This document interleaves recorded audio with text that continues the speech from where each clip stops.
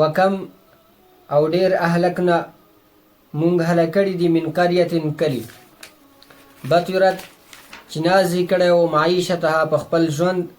په خپل معیشت کې فتلک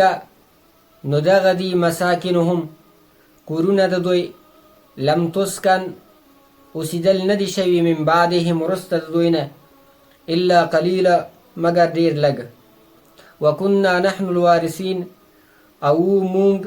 الوارثین اخیری ملکان داغې ورثان داغې وما کان او نه دی ربک رب دستا مهلک القرى هلاکونکی د کلیو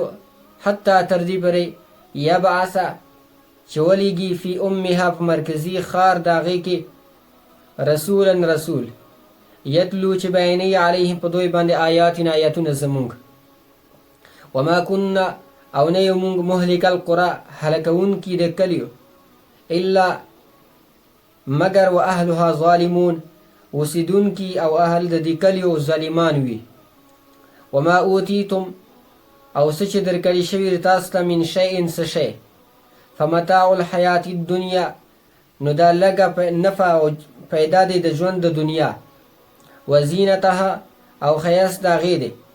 وما او هغه عند الله چې الله سره دی خیر ډېر غوره دی و ابقا او زیات پاتې کېدونکي دی